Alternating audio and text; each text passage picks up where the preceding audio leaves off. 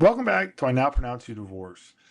This week, we're joined by a special guest to talk about an issue that I think a lot of people overlook, especially when they're going through divorce because they're worried about money, they're worried about their kids, they're worried about their house, they're worried about getting an email back from their lawyer, they're worried about what the jerk judge is going to do next time they show up in court.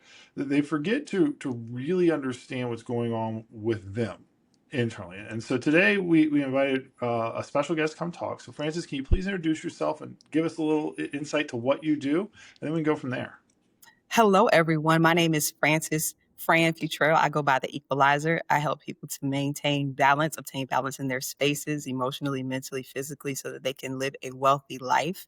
And so I am the owner of Your Mental Health Matters, located in Suffolk, Virginia. We've been in business for coming up on 5 years. And one of our areas of specialty is actually in grief and loss, while we help other people to, you know, engage in other spaces and maintain wellness in other spaces with regard to anxiety, PTSD. We work with couples, individuals. We actually have a grief group that is specifically focused on helping people to navigate spaces of grief, primarily connected to the loss of a loved one, but we also address grief, period.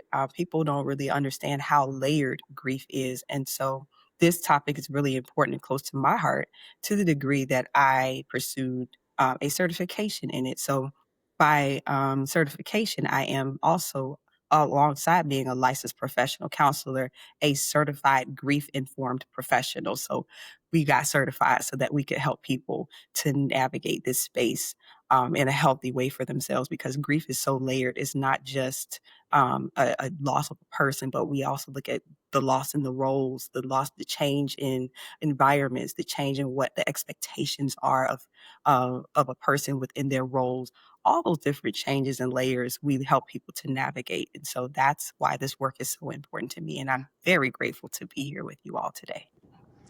So when you're, you know, I think when people are going through divorce, a lot of people look at it as like, oh, I'm going free, right? I know that everybody sees the joke like divorce party or like the divorce is finished party, but it really breaks down who people are. Can you kind of discuss to us how divorce really kind of cuts into your personal identity?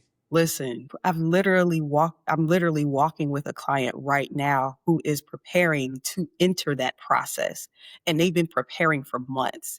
And one of the greatest challenges that has come up over and over again is the change in the expectations that each spouse or person has of each other.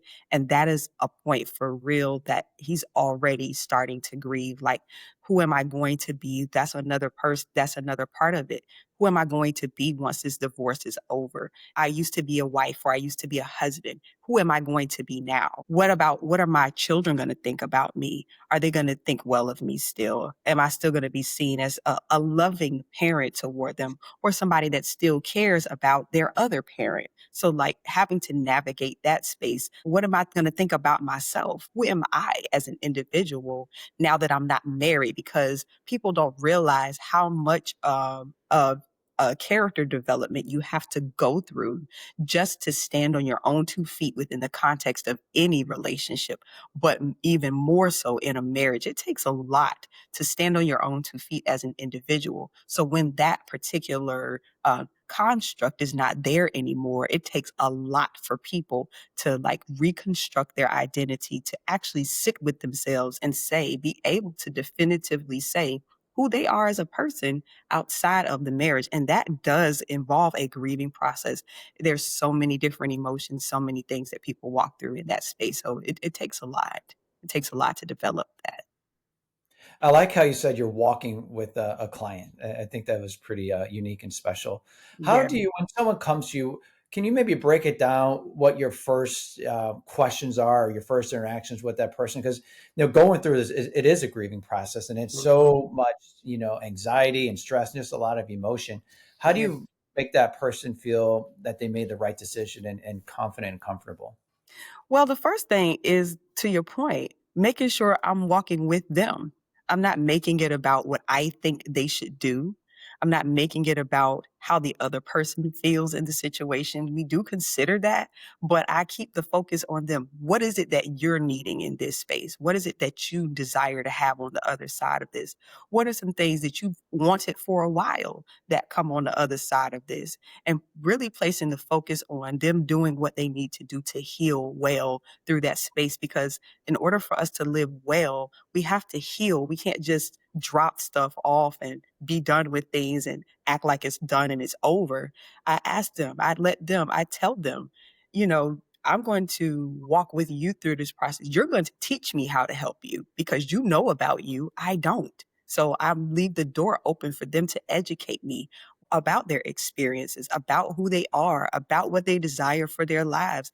And then we talk about tools, we talk about strategies, we talk about different things that they can use to help them as they're navigating the space. But that is exactly what I mean by walking with them. I listen to them, I provide that space for them to really hash out what it is they need to hash out for themselves and without judgment.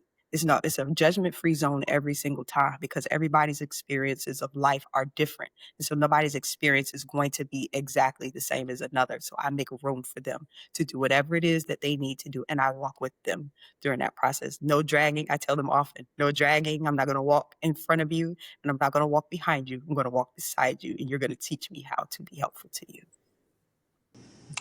Yeah, I like that. You gotta listen to people. What I've mostly seen in my career, when you talk about going with somebody through the process, I see people sort of break down when the judge enters that final decree of divorce, right? Like, Mhm. hey, it's over, and I had a client one time say like, I never thought I'd watch somebody do that to my spouse. What you just did to my spouse in court, and I was like, but it's what you told me you wanted to do, right? It's what you told me you wanted. Or like, I had a couple that outside of the courthouse on the final day of the divorce, they were chit chatting, sitting beside each other, and she fixed his tie for him before he walked in the door. So everybody's different. How Mhm. do you get people to understand that this is a cycle, right? Yes, you're angry enough sometimes to file the divorce papers. Yeah. Usually your anger does not last as long as the divorce does. Right, right. Well, I think that one of the main things to look at is that the longevity of this relationship. This isn't just something, this wasn't a one night stand. This was years typically. When you're looking at divorce, this was typically a relationship that was built, not just like kind of fly by night type deal. No, this was a relationship that was actually built with another person. We made an agreement to walk in life together.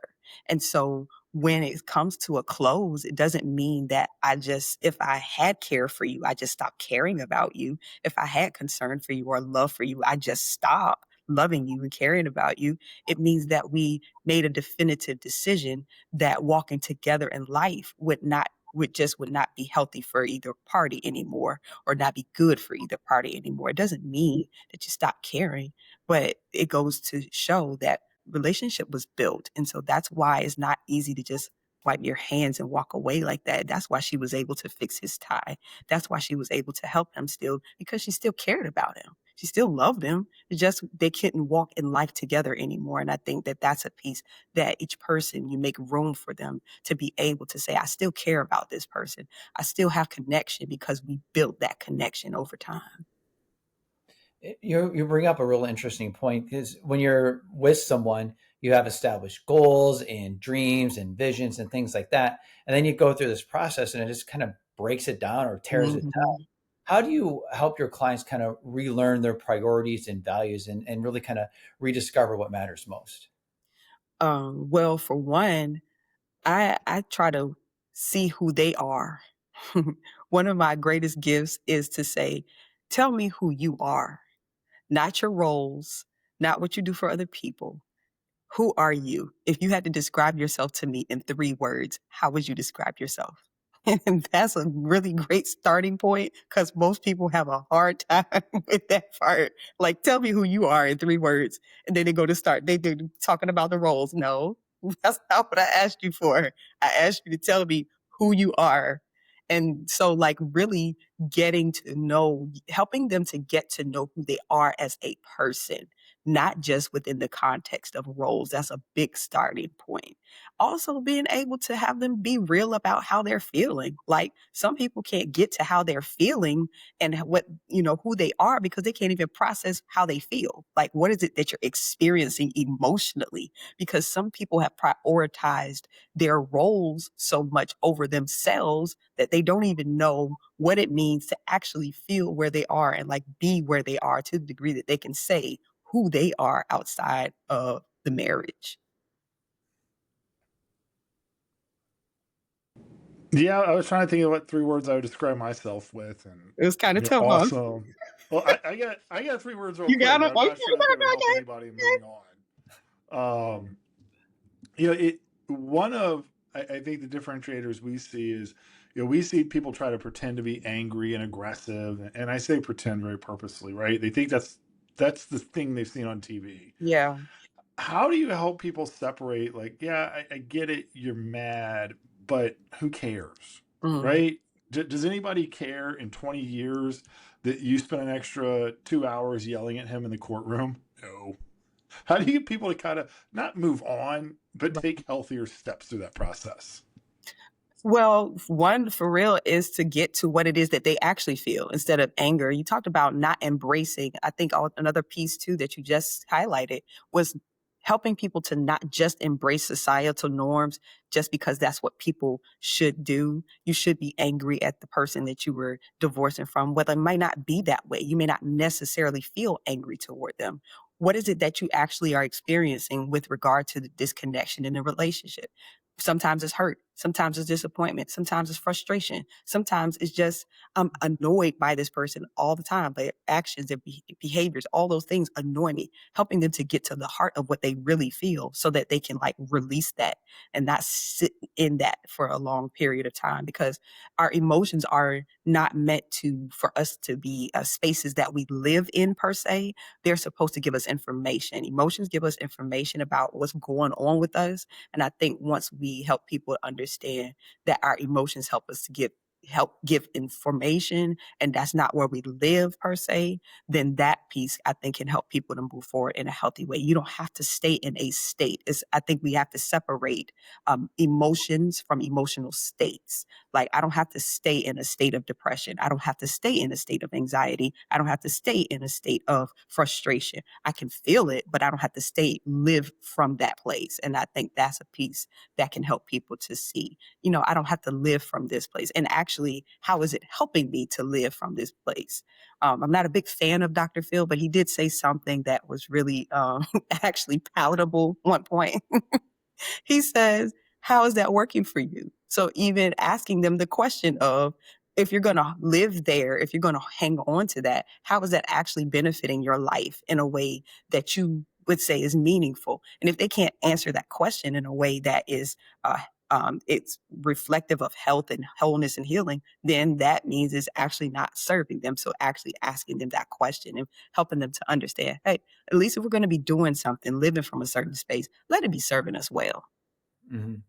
You mentioned earlier different tools and resources. What are some of those that you would suggest for those who are kind of using this and either self-blaming or have guilt or even kind of ashamed of what's going on or what happened?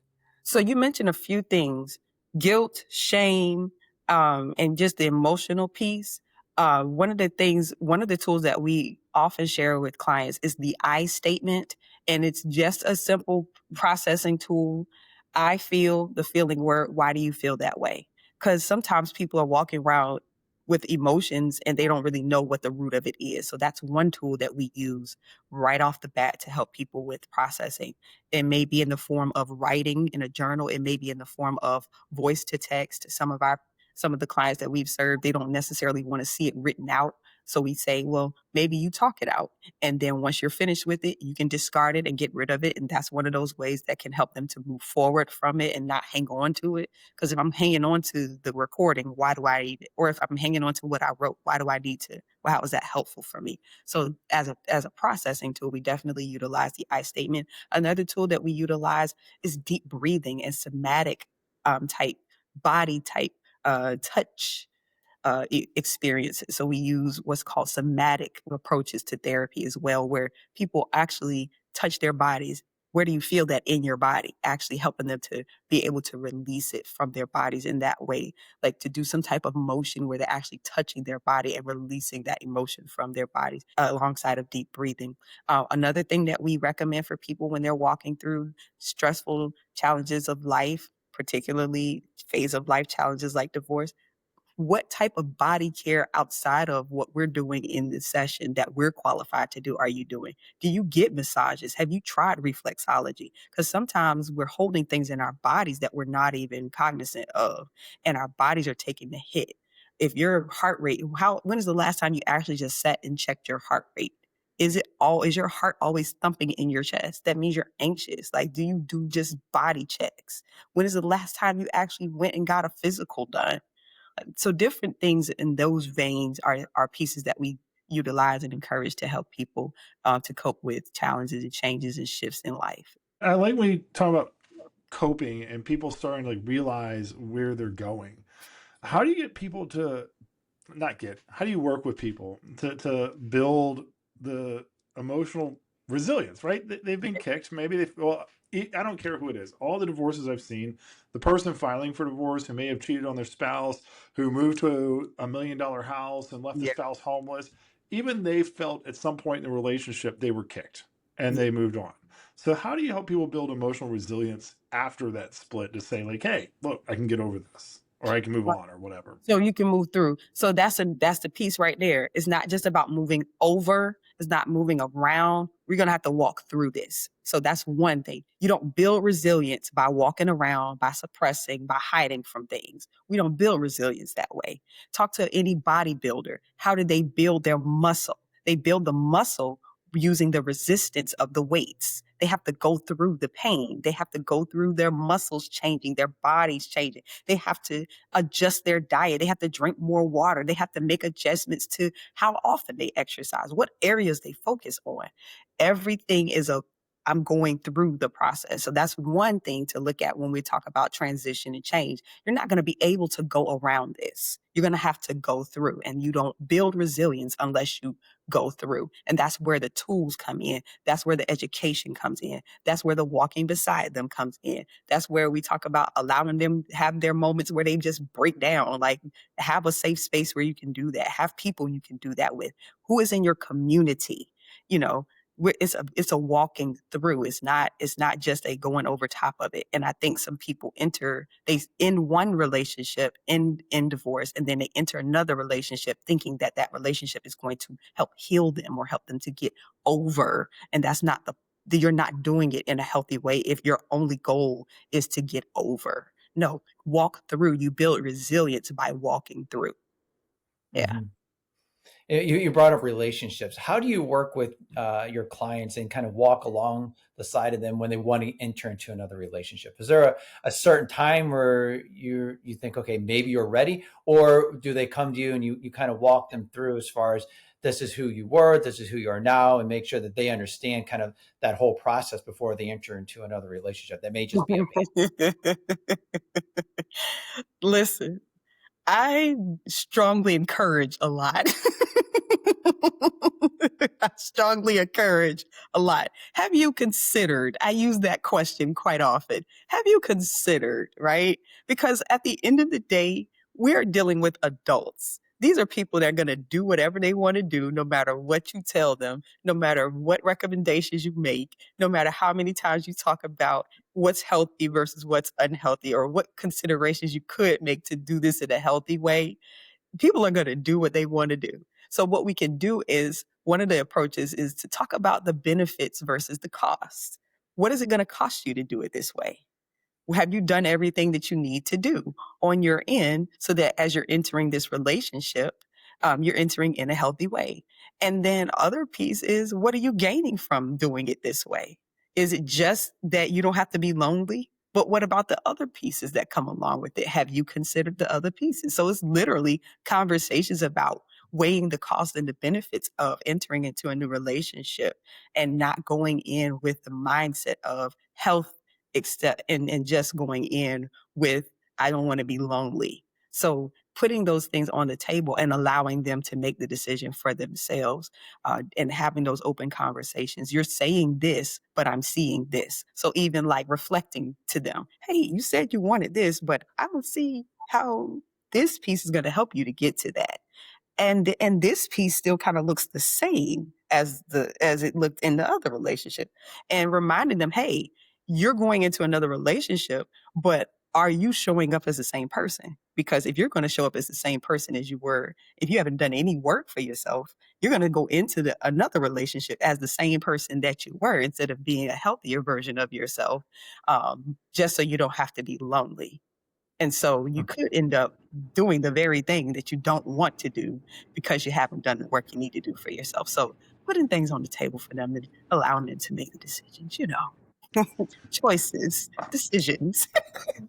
I was like, my favorite, one of the funniest things I ever heard is all my exes have one thing in common: me.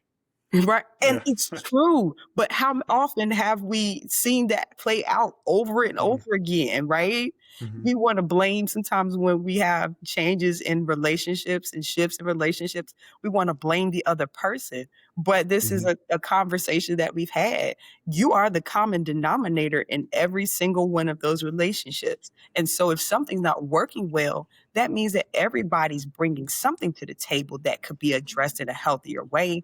Whether it's you may say, well, I'm the person that didn't say anything. I'm the person, they just kind of, well, that's contributing because you won't address the challenges head on. And so you're allowing people to repeat cycles, repeat things within the context of the relationship that are not being addressed in healthy ways. So you're actually being passive, where you're saying, I'm just keeping the peace. Yes. And you talk about entering into a relationship.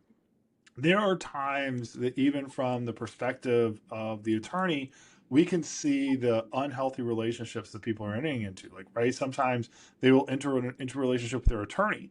Now all of a sudden they're calling their attorney, for 5 hours a day, trying to have these conversations, and they're not talking about law.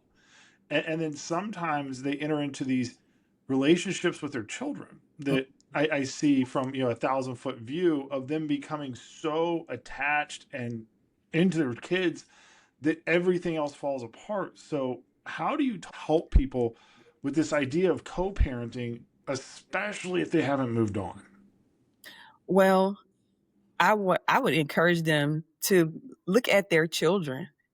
What are some things that you said you desired for your children to have when you were married to your spouse? How did they function while y'all were married?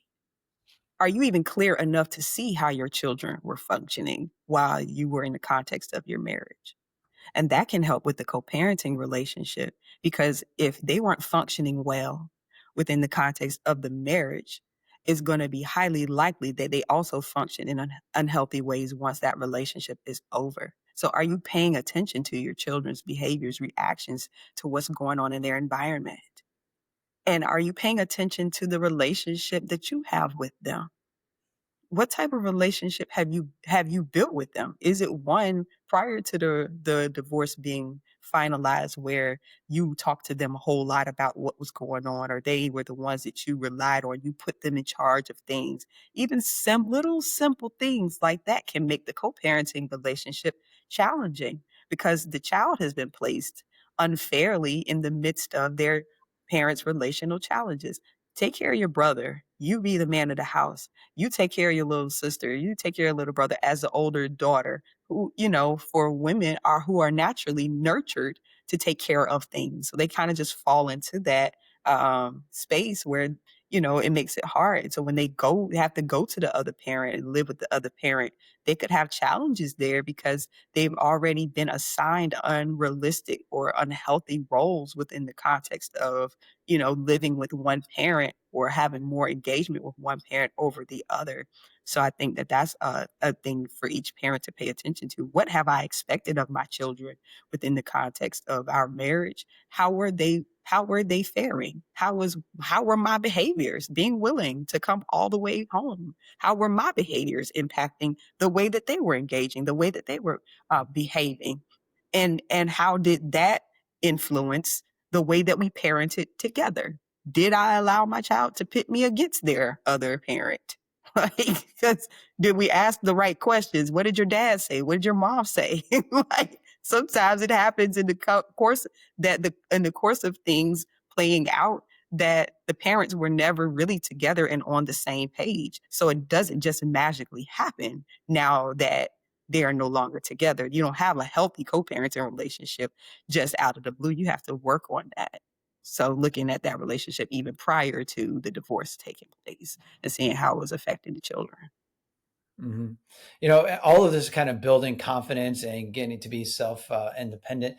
What are some practical steps or guidelines that you would recommend so others can kind of regain some of that autonomy?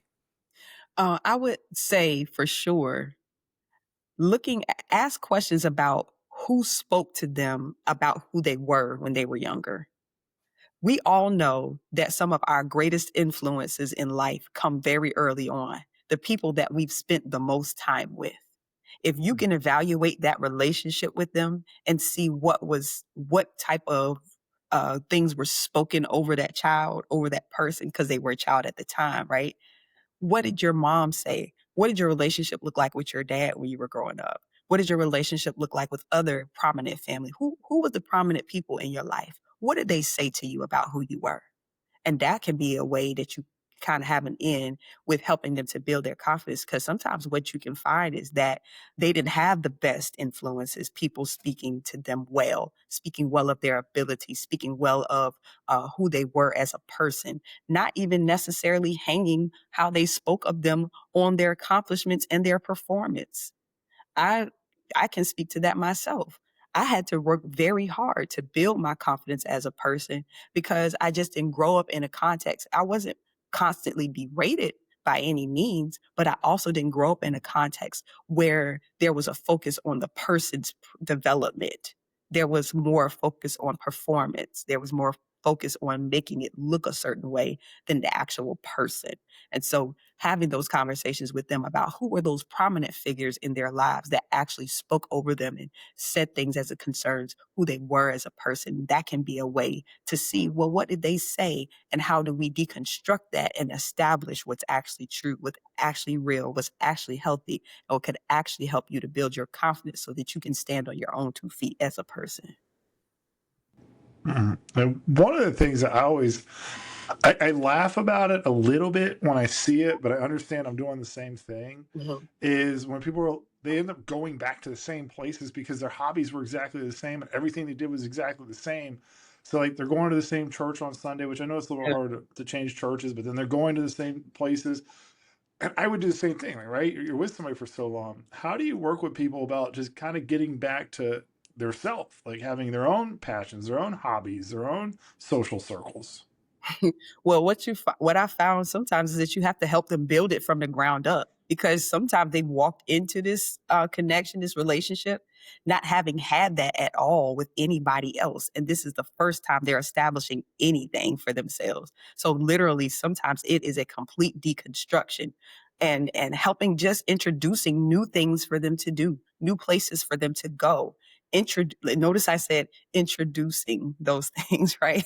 Because you can't make them, right? But if somebody has something different to do, then they are more likely to explore that for themselves. So maybe they don't go to the same church that they've gone to before. Maybe they go to a different gym. Maybe they identify a new hobby or something that they actually enjoy for themselves. Maybe actually explore something that they actually wanted to do, but they didn't feel like they could. And so that's one way to help people kind of break the molds of their old life. Introduce new things. Your brain is going to do what you tell it to do.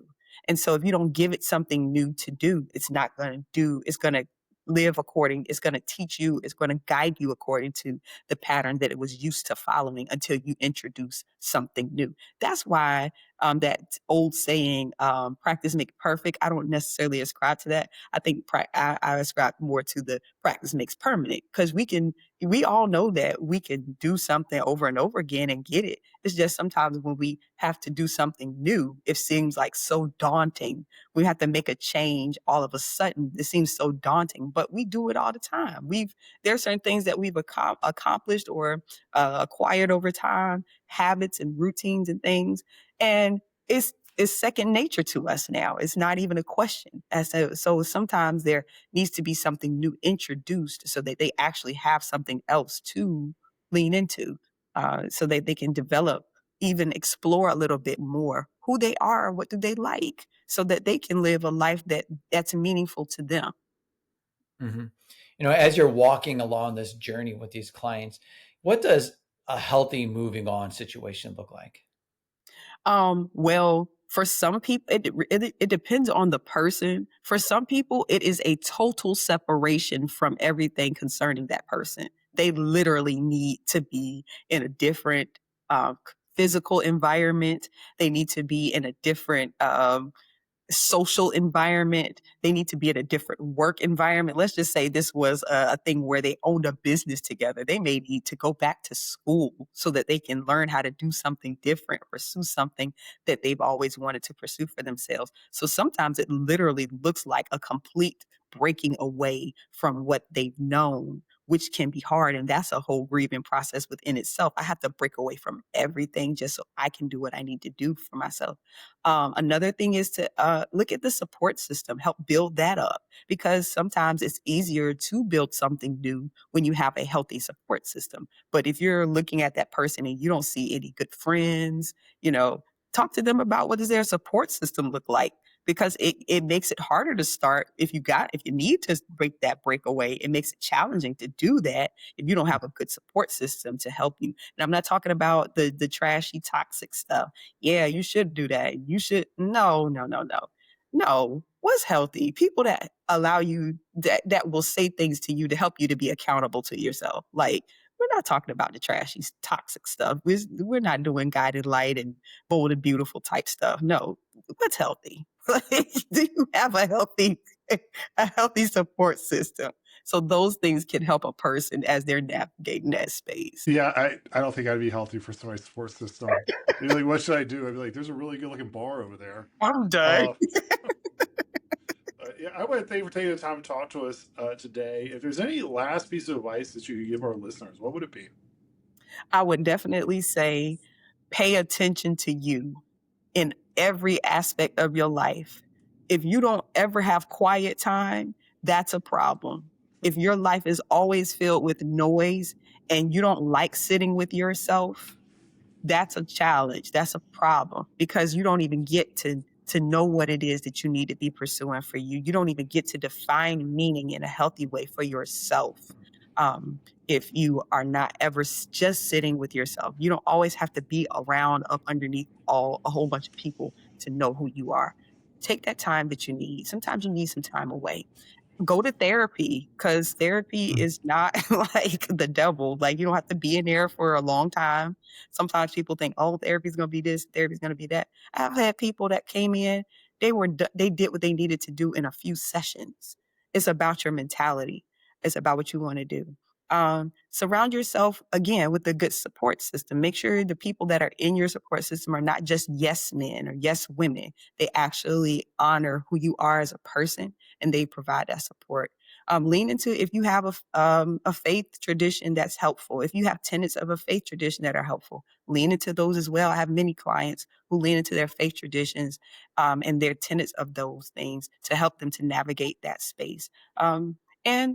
And walk through. Don't try to walk around. Walk through. Don't try to suppress it. Don't try to act like it's not what it is. Be real about what your experience is so that you can heal very well. Mhm. Well, I want to thank you very much for joining us today. If our listeners like this, please hit like or subscribe, and please visit Francis and see the difference that actually understanding yourself can make towards getting toward a more resolute resolution. Thank you very Absolutely. much. Thank you.